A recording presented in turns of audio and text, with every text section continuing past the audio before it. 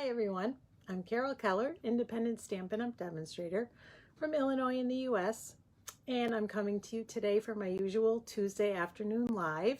I'm excited today I'm actually going to show you two cards, and they are both using a suite that I've really come to enjoy, and it is called, I think, Nature's Harvest. Keep getting it mixed up with another suite, so I want to tell you the right name. So I'm looking that up right now. But it is my suite of the month for this month. Anyway, it's a beautiful suite. It is my suite of the month. And by that I mean every month I feature a different suite. And I post 2 videos on YouTube, which this will end up there. I'll do a little bit of editing when I'm finished, but then it will end up there on YouTube. And if you purchase the suite from me before the end of this month, I will send you the components to make the cards that are in those videos. I actually have made a 3rd card with that video and a 4th card that I have in a PDF tutorial. So I'm going to be offering those as well. If you buy the suite, you get those bonuses. I won't give you the components, but I will give you access, obviously, to the video. That's on YouTube anyway. And then also give you the PDF. And it's got ideas for lots of other cards, but one of them uses the suite. So if you're interested in that, reach out and let me know. I am going to turn my camera around so that we can get started. I am going to show you the card. There are actually 2 cards that I'm going to show you today. But this is the one we're going to make. So I'm going to show you that first. Here's the envelope. I'm going to save the other one for just a second. I want to show you the components of the suite. And actually, I'll move this over here. I'll move the envelope out of the way for now. So the suite consists of this wonderful Nature's Harvest cling stamp set. Cling meaning it's red rubber. And then we have the Harvest dies. And I always like to cut out and kind of as a guide for myself to see what the different components cut out. So like, for example, one of them cuts out something that's stamped, and these obviously are sentiments with labels that you can cut out. And then another element in the stamp set that can be cut out, and then some other things that don't have stamps to go with them. So lots of good options there. And then part of the suite is also this time-worn type 3D embossing folder, which we are using today. And this fabulous cork paper.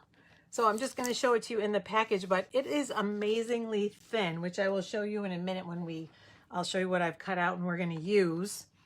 But it is, you picture cork being thick, and it's really thin. And then this wonderful diamond weave ribbon that looks like someone hand crocheted it. We will be using that. And then the last part of the suite is the brushed metallic adhesive back dots, which I've used already and we are using today again. So let's get started on the card. I'm starting, as always, with a basic white card base, and we're going to just fold it and then burnish it with the bone folder. If I can find it, there it is. I've got a little cup where I keep all of my most used tools, and that's where that is. And then what I did already was I cut out a piece of Highland Heather cardstock that's the same size as the card front, so 4 1/4 inches by 5 1/2, or for an A4 card, 10.5 centimeters by 14.9. And I ran it through, and it's actually upside down. I ran it through that beautiful 3D, with that beautiful 3D folder through my Stampin' Cut and Emboss machine. And you can see, probably, yes, I can see on the video here that you can see some of the texture on it, but we want to make that show a little bit more. So I'm going to bring in a scrap to work on. And it's a well-used one, but that's okay. And I'm going to bring in my Highland Heather ink pad. And then I'm also going to get a sponge. So I'm just going to take some of this ink and kind of brush it. And if you do it lightly, it will pick up the parts that are embossed and just make them a little more defined. Isn't that pretty? So then you can really see, even though this is Highland Heather ink and Highland Heather paper cardstock, it gives it just enough definition. And I really like it. It just brings that out, that beautiful embossing. Look at that. And then kind of, you know, put on as much as you would like till you feel that you have some good definition. And we'll put that aside. I think actually while we have this out here, we're also going to stamp the sentiment. And for that, I used Fresh Freesia. So this is actually the one I used. So I've got the sentiment that says, sending healing thoughts. May nature's beauty bring peace to your soul. Isn't that pretty? And I've got it on my block here. Ink it up. That looks pretty good. Stamp it. And then I'm just going to cut it out with that longer label die that's in the die set from the suite. And I've actually already done that in advance, so I'm going to trade that in. And then the other thing that I did, we're going to bring back that sponge because I inked the edges. I wanted to give it some definition and help it to coordinate a little better since it's not the exact color. I wanted a different shade, but I still wanted to bring in that Highland Heather, so we'll use that. Ink around the edges. Again, another way to give it definition. This is one of my favorite techniques. And now that we've got our blending brushes, we've got a couple of different options, which I love too. All right, and so for the inside, I stamped the same daisies that I used here, and those get stamped in Memento Black. So I've got that here, and another scrap. And so because this stamp is bigger and the ink pad is smaller, we're going to bring that ink pad to the stamp. So that's easier. Just make sure we get some decent coverage.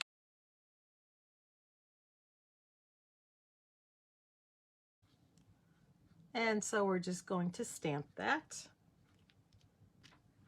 And then we're going to cut it out with the Stampin' Cut and Emboss machine in that die. So, and then we're also, though, before I put it away, we're going to stamp it on the inside, on the left side of the card. So ink it up one more time. And it is really important to ink it up and stamp it before you start putting things on the front, because we're going to have some really good dimension. And what happens is if you haven't stamped it already on the inside, your surface is not going to be flat. And so then it's harder to stamp a good image. So you want to do that first. And that is all of our stamping. So now what else I did, I'm going to take this first. We'll start putting things together. And I'm using my multi-purpose liquid glue, which I know I'm almost out of here. I need a new one. But hopefully there's enough. Because it is good. And I don't usually do the center, but I'm putting some ink on the center because this is so textured. It helps the ink get into all the different kind of nooks and crannies and surfaces. And then we'll put that on the front. Line it right up to make it, let me see, is it right side up? Yes. That's the other thing, is you want to make sure it's right side up, but I can read the word harvest, so I know it is. But if it hadn't been, I would have had time. With the glue not drying immediately, I would have had time to switch it around, but luckily I didn't need to. And now I've cut out the rest of the components already. So I took a sheet of the cork and I cut it, I believe, at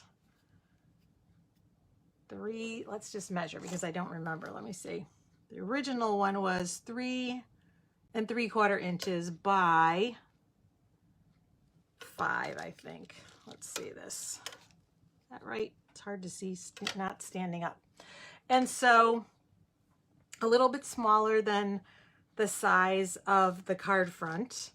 And I used the stitched rectangles, and I used, I believe, the second largest and the fourth largest. And I cut out, because I was going for this. I was going to cut out this triangle or this rectangle. I had seen it in a card that's actually in the catalog and I really liked it. So I was going to use this for part of my card.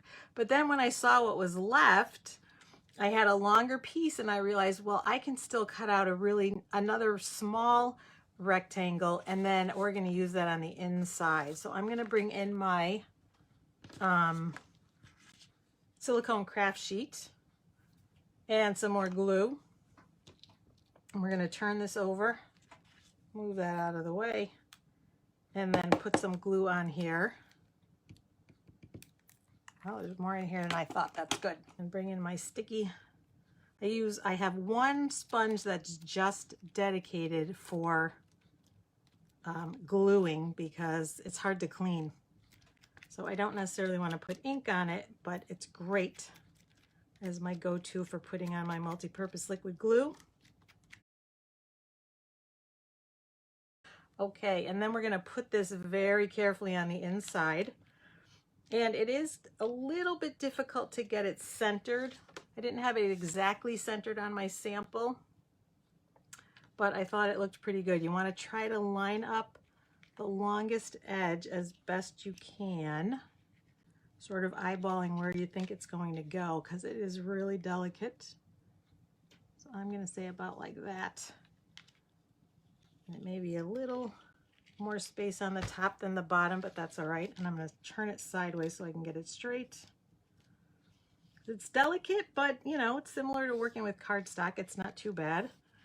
And then just kind of move it along from edge to edge. And there's the inside. So I didn't do a sentiment. You could, but I thought I would just leave room for writing since we do have some of the inside taken up by that little frame. But isn't that pretty? And then for the outside, like I said, I've got this. And we are going to put this one on with some Stampin' Dimensionals. And again, let me show you. Hopefully you can see it's very thin. It's just like working with pattern paper. It's, you know, it's amazingly thin, but so pretty. So these I put on with my Dimensionals. Oh, that's right. But before we do that, wait, we need to put on our ribbon. So I just put a strip along the bottom. So I'm going to use my glue dots for that.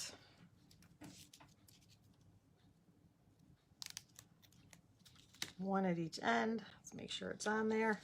And I just put it toward the bottom and not completely covering the cork, but not completely separated from it either. So it sort of overlaps the cork and a little bit of the opening in the frame.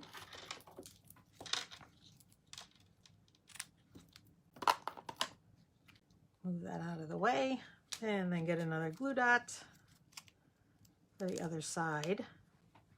Then we are going to put our Dimensionals on the back.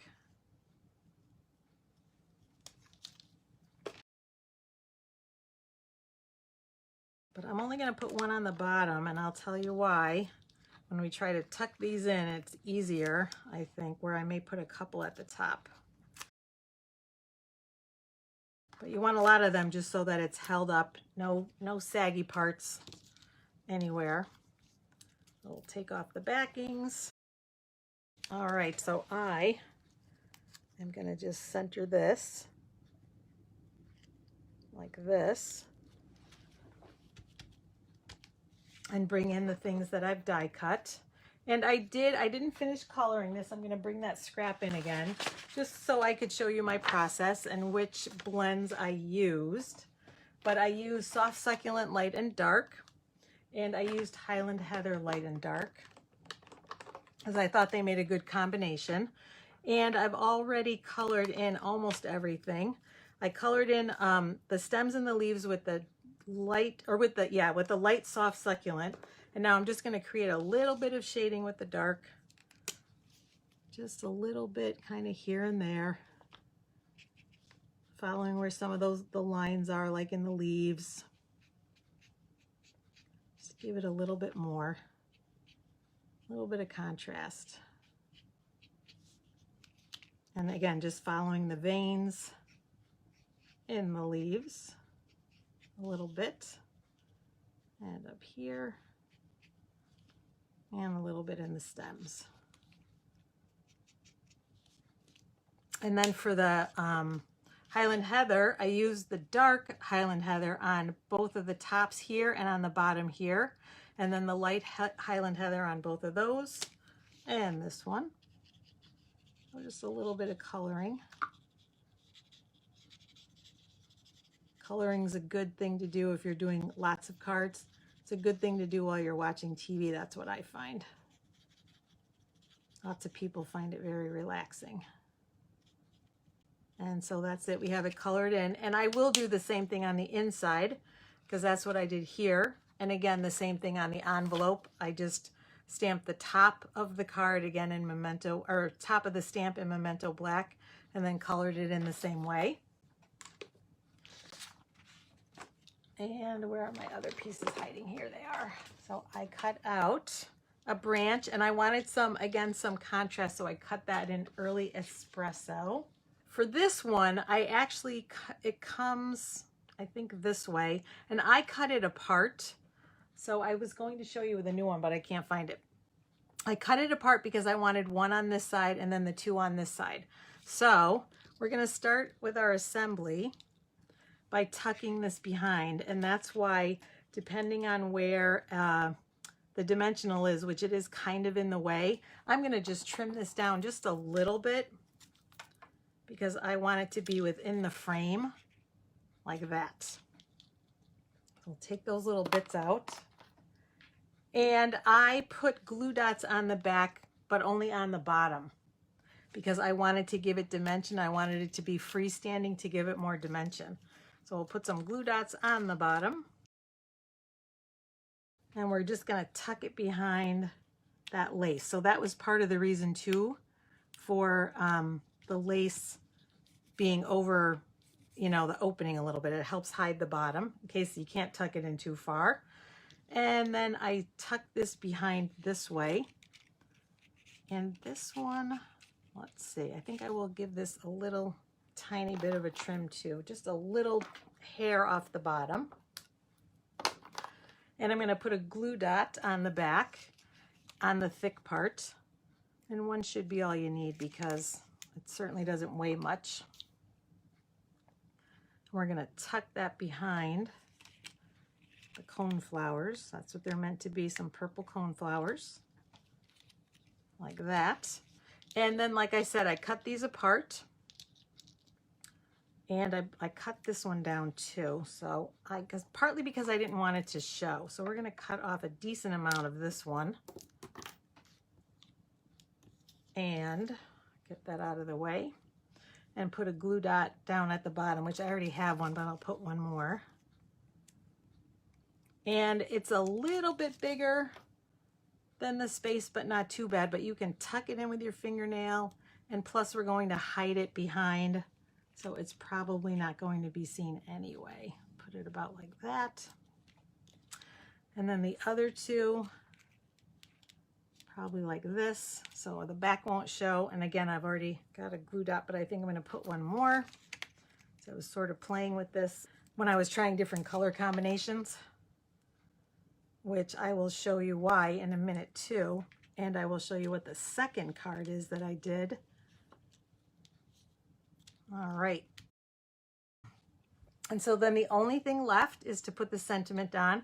And I did not bump this up with dimensionals. I just put a couple of glue dots on each end where it's going to hit the cork, and then one in the middle.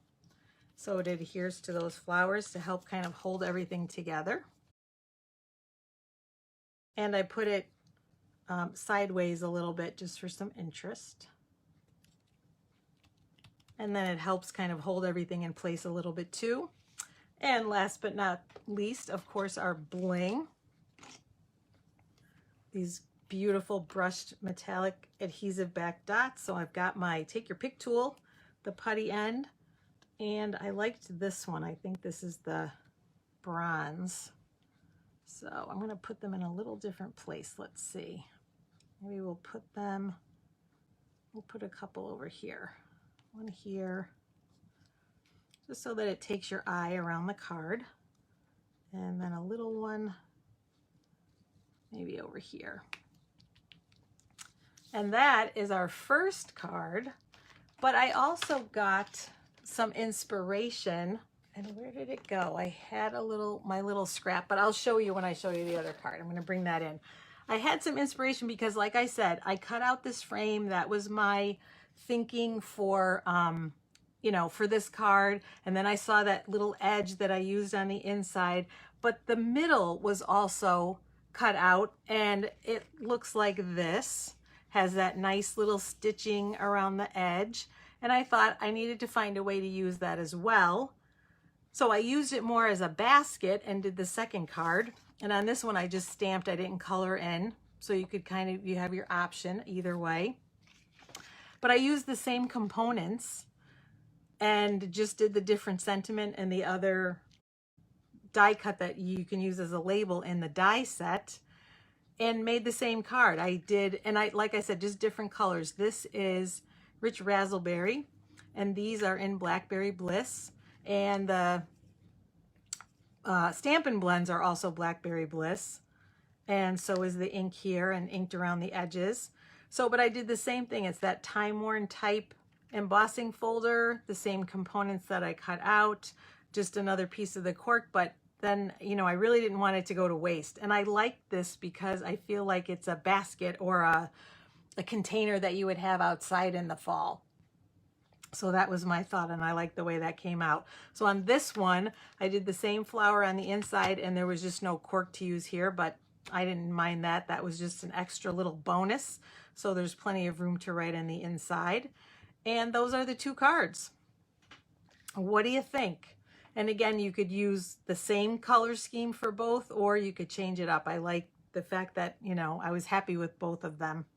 So definitely let me know in the comments what you think. And that's it for today. Remember, again, this is part of my Suite of the Month. So if you purchase the suite for me by the end of the month, then I will send you the components to make both of the cards, actually, so you get a little bonus. Plus, there's a third card, which I believe I have right here. I do. This was the one that I used for my first video, so you would get the components to make this one as well. And I think I'm going to have an option also for you to purchase, even if you haven't purchased the suite, you can purchase the components to make the 3 cards. So look for details on that. I'll probably put them in the description on the YouTube channel and in the comments for this video. But that's all for today. Thanks again, everyone, for joining me. I loved having people to talk to, and I hope to see you again soon. Take care. Bye-bye, everyone.